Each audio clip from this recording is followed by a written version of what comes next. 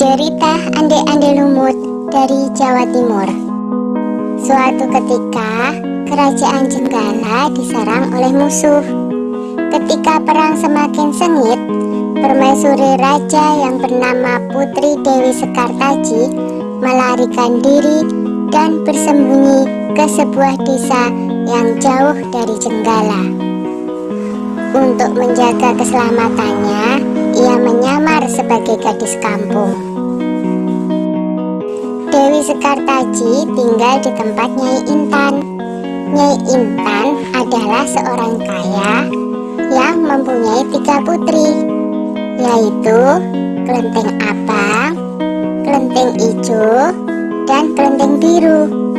Oleh Nyai Intan, Dewi Sekartaji diangkat anak dan diberi nama Kelenteng Kuning. Setelah keadaan di kerajaan Jenggala kembali tenang dan aman, sang pangeran mencari jejak istrinya. Ia pergi dan menyamar menjadi seorang pangeran yang sedang mencari jodoh. Panji Asmarabangun menyamar dengan nama Ande-Ande Lumut, lalu membuat sayembara. Dalam waktu singkat, berita sayembara itu tersebar jauh hingga ke desa si Kelenteng Kuning. Kelenteng Abang, Ijo, dan Biru mendengar kabar sayembara itu. Mereka sangat senang dan ingin mengikuti sayembara itu. Kita harus berhias agar terlihat cantik dan memikat sang pangeran, kata Kelenteng Abang. Benar sekali, kita akan memakai pakaian dan perhiasan yang paling bagus, kata Kelenteng Ijo. Hai Kelenteng Kuning, kamu tidak usah ikut sayembara ini, karena kamu tidak pantas mendapatkan pangeran. Lebih baik kamu mencuci baju di sungai, perintah Kelenteng Abang sinis. Ketika Kelenteng Kuning sedang mencuci di sungai, tiba-tiba seekor burung bangau datang menghampirinya. Anehnya, burung itu bisa berbicara dan kedua kakinya menggenggam sebuah cambuk.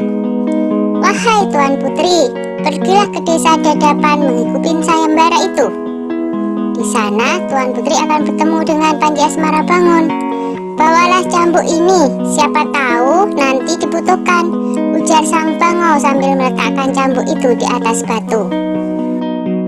Burung bangau itu lalu terbang ke angkasa dan menghilang sebelum Kelenteng Kuning menjawabnya.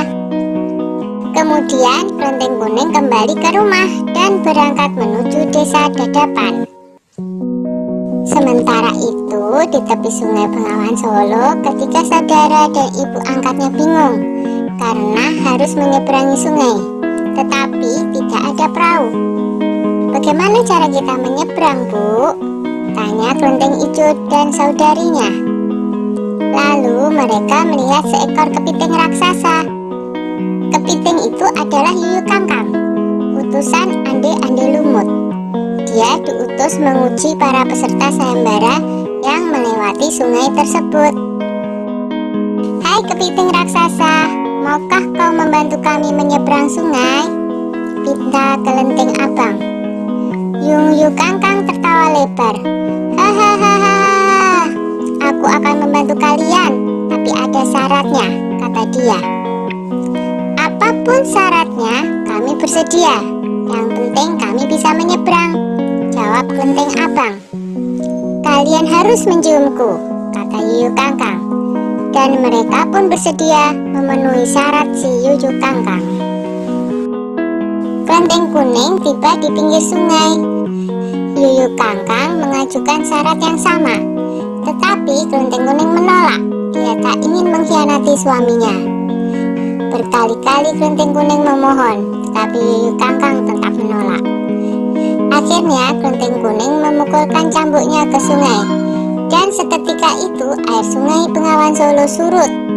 Melihat itu, Yuyu Kangkang ketakutan dan segera menyeberangkan Kelenteng Kuning, bahkan mengantarnya sampai ke desa Dadapan.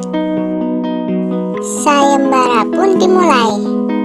Secara bergiliran, Kelenteng Abang dan adik-adiknya menunjukkan kecantikan mereka di hadapan ande-ande lumut.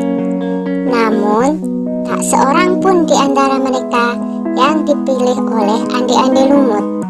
Ampun pangeran, hamba mohon, terimalah salah satu putri hamba, iba Nyai Intan.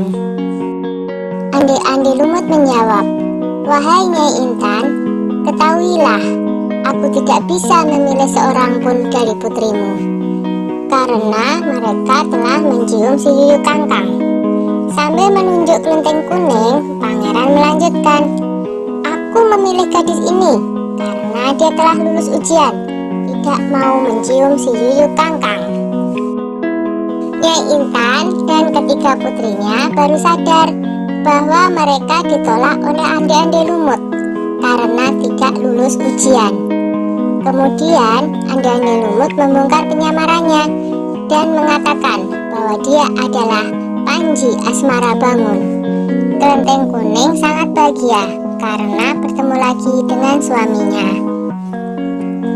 Sudah ya cerita ande-ande lumutnya, jumpa lagi.